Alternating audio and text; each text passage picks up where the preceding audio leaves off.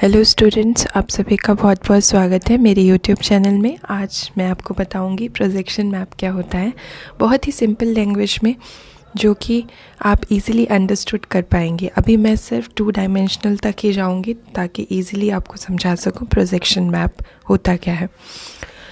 और तो सबसे पहले हमने प्रोजेक्शन मैप को डिफ़ाइन कर लिया है पी से।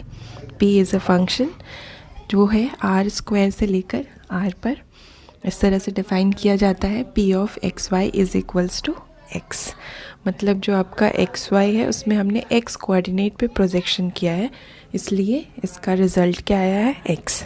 वाई कोऑर्डिनेट पे अगर हम प्रोजेक्शन करेंगे तो P of X Y is equals to Y हो जाएगा।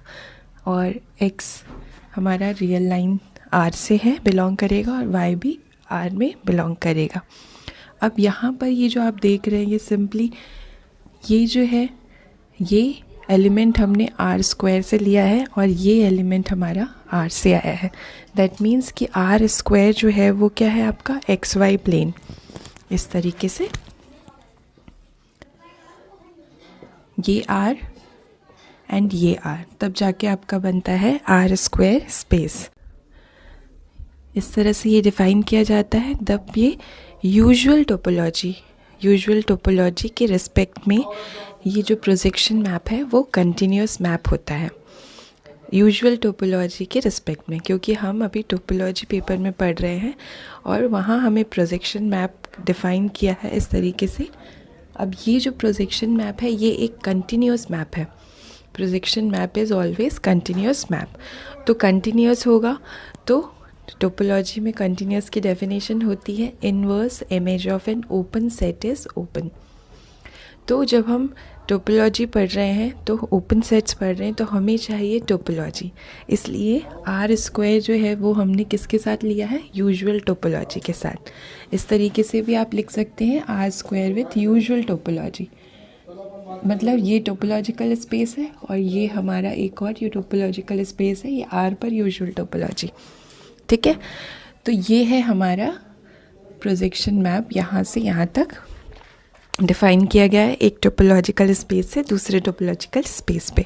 और ये प्रोजेक्शन मैप कंटिन्यूस मैप होता है क्योंकि inverse image of open set is open. ये कंटिन्यूस मैप की डेफिनेशन है। अब यहाँ पर inverse image of open set is open, मतलब पहले हमें इस सेट से, इस टोपोलॉजिकल स्पेस से एक ओपन सेट लेना पड़ेगा। तो वो किस टाइप का होगा, आर है, आर मतलब ओनली ये रियल लाइन। तो इसमें ओपन सेट्स कैसे होते हैं, ओपन इंटरवल। तो यहाँ पर हमें मिलेगा ओपन इंटरवल, ठीक है, यूजुअल टोपोलॉजी के रिस्पेक्ट में। तो इसका जो इन्वर्स इमेज होगा यहाँ पर, जो कि कैसा होगा, या तो ओपन बॉल होगा या फिर ओपन डिस्क होगा, क्योंकि ओपन सेट्स आर स्क्वायर में यूजुअल टोपोलॉजी के रिस्पेक्ट में क्या होते हैं, या तो ओपन बॉल या फिर ओपन डिस्क। ठीक है, तो यहाँ पर भी वो हमें ओपन देगा, मतलब यहाँ कोई भी ओपन सेट लेंगे तो उसकी इन्वर्स इमेज यहाँ ओपन मिलेगी, इसलिए हमारा फंक्शन प्रोजेक्शन मैप एक कंटिन्यूस मैप है। ठीक है, बहुत ही सिंपल है इसको डिस्क्राइब करना भी। अगर हमने यहाँ पर मान लेते हैं ये है हमारा एक्स, ठीक है, ये एक्स रिप्रेजेंट कर रहा है, एक ओपन सेट है, ठीक है, इंटरवल। तो इसमें जो हमें मिलेगा वो एक इनफाइनाइट ओपन स्ट्रिप्स मिलेगी, ठीक है, इनफाइनाइट ओपन स्ट्रिप, वो भी ओपन होती ही है आर स्क्वायर में, इसलिए ये प्रोजेक्शन मैप कैसा है, कंटिन्यूस मैप है।